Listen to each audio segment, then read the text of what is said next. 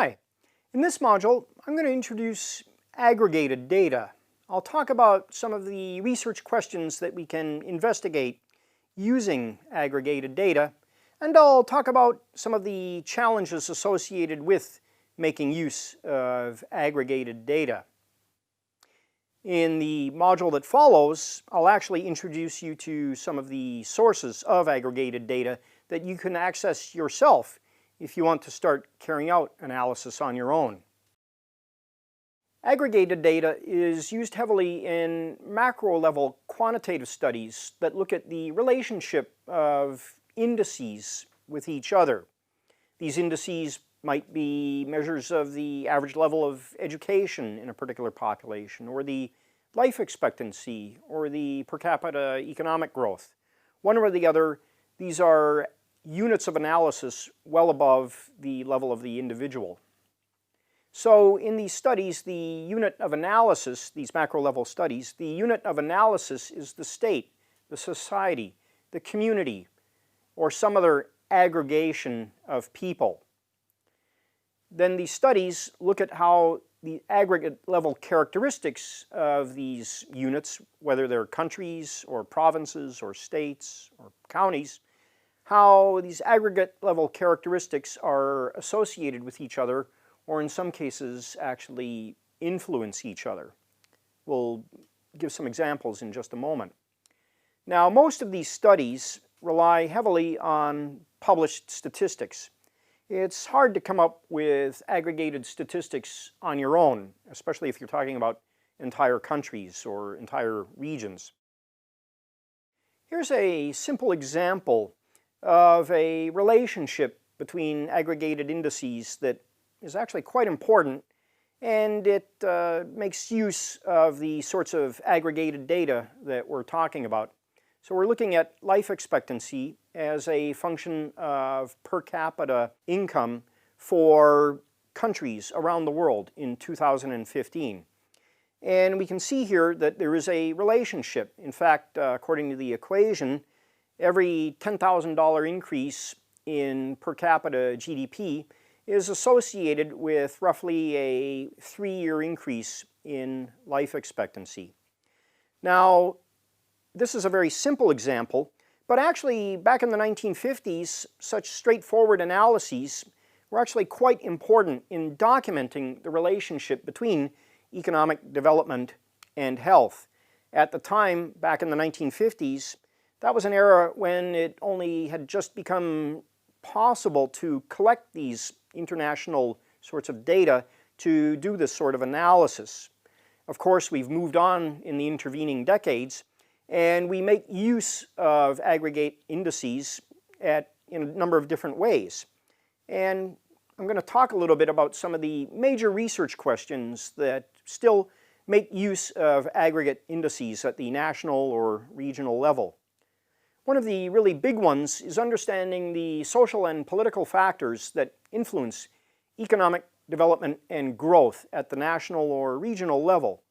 We know that before the 20th century, and certainly during the 20th century, different regions of the world and different countries within the same regions had very different trajectories in terms of their economic growth.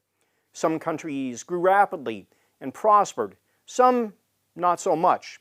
There's a lot of interest in trying to understand what the factors were that differentiated these countries.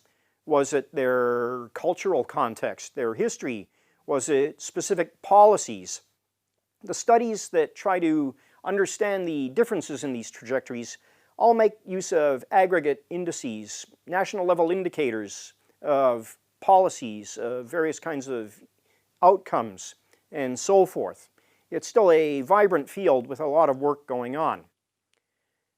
Another area that has become increasingly important in recent decades is understanding the political, social, and economic causes and consequences of inequality.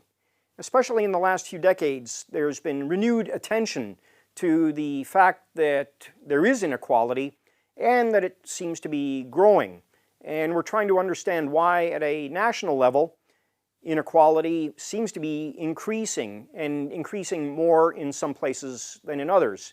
So there's a lot of interest in understanding whether it's political organization or social and cultural factors or economic factors that contribute to rising inequality. And conversely, there's a lot of attention to understanding the consequences of inequality. There's been a lot of recent research on whether or not inequality at the national level actually worsens health. There's also a lot of interest in whether inequality promotes growth or reduces economic growth. Some people argue that inequality, as unappealing as it is, has some benefits in that it leads to faster economic growth in the long run that lifts all boats. Other people argue that inequality may actually reduce economic growth by changing the distribution of resources within the economy and changing consumption and investment behaviors. Another area of interest is understanding the long-term impact of investments in health, infrastructure, education. We know that over the 20th century, especially during the middle of the 20th century up to the present, countries around the world put a lot of money into health, improving health, expanding education, and building infrastructure. While it's common sense that these should all have some kind of payoff and should promote economic growth over the long run, there's a lot of interest in trying to measure the impact of these investments in a more precise fashion to help decide which kinds of investments are actually the most effective, which have the most bang for the buck in terms of promoting economic growth. And finally, in the policy arena, there's a lot of interest in measuring the effects of specific national policies regarding trade, innovation, sustainability, the environment, and so forth. So around the world, countries are experimenting with different policies related to all of these areas. And as other countries make choices about whether or not to adopt these policies, to change their trade policies, to introduce new environmental policies, they want to look at the experience of other countries and see whether new policies in each of these domains have had the desired effects or have had other consequences.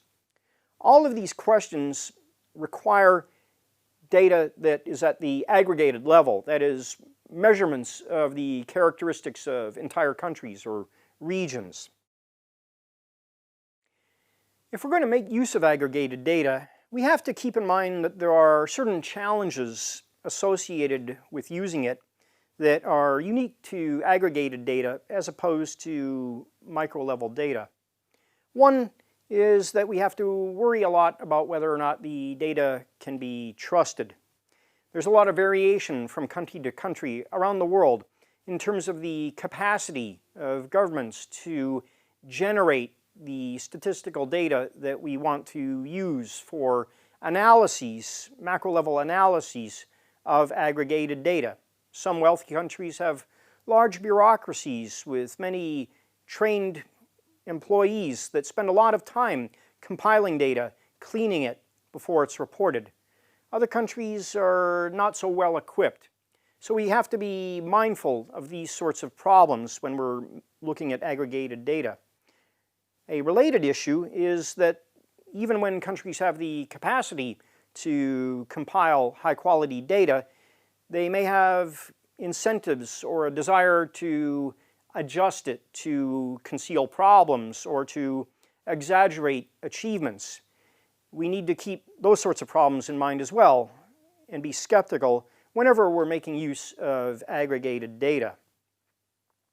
A related issue is that it's not always as easy as one might think to compare aggregate level indices across different settings. Some things that might seem fairly straightforward, like infant mortality, may be defined differently in very subtle ways across different countries, which affect the statistics that are compiled. For example, certainly in the past, some countries had different definitions of what a live birth was. And in fact, they regarded many live births, or what would be considered live births, in other countries as stillbirths, whereas other countries had a very broad definition of what a live birth was. And so in some countries, stillbirths were stillbirths, but in other countries, those stillbirths might be reported as a live birth followed by a death, thereby leading to an increase in the reported infant mortality rate. Divorce rates are notoriously difficult to compare across settings because of great differences between countries in the legal and cultural context of divorce. There's also the danger of the ecological fallacy. As long as you're making use of aggregated data to look at relationships at the macro level, and you really want to just look at associations, say at the country level, you're okay. But be careful about trying to generalize from associations at the national or regional level in aggregated data down to relationships at the individual level. So just because some relationship is apparent when you compare countries, for example, a relationship between income and health, it might be a different relationship when we look at individuals within the same country. Another issue when we're making use of aggregated data is that establishing causality is in many ways much more difficult than it is when we're working with micro-level data. Establishing cause and effect is difficult even when we're working with micro-level data, and when we move to aggregate-level data, then the problems are multiplied. So even when we make use of some advanced techniques that we'll talk about in the next module for analyzing aggregated data, we often cannot completely establish cause and effect beyond a reasonable doubt. Finally, there are subtle problems that experts are aware of. One is that the choice of beginning and end dates for an aggregate level analysis may influence the results. That there have been some controversies where studies that reported results based on data from a certain range of years were later pointed out to possibly yield different results if a different range of years was made use of. So these are all things that we need to keep in mind if we're making use of aggregated data. Now in the next module, I'm going to show you where to obtain aggregated data that you can use right away for an analysis that you might want to carry out.